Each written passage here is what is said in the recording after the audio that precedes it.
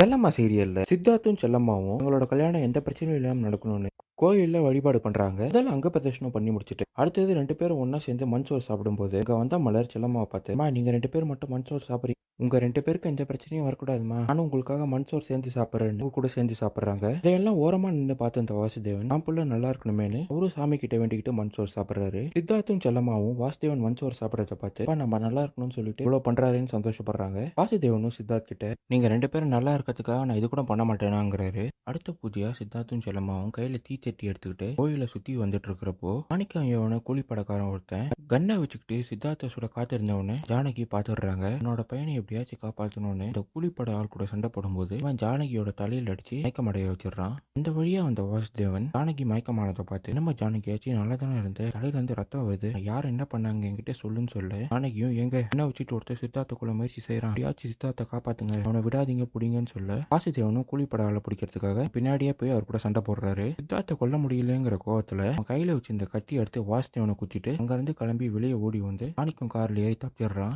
மாணிக்கமும் என்னன்னு சித்தார்த்த கொண்டுட்டீங்களா என்னாச்சுன்னு கேட்க, சித்தார்த்த கொல்ல முடியலடா, இதுக்கு பதிலாக அவங்க அப்பாவை நான் குத்திட்டேன், உள்ள நிறைய ஆள் இருக்காங்க, பிரச்சனையோட சீக்கிரம் கால் எடு கிளம்பலான்னு கோயிலை விட்டு கிளம்பிடுறாங்க.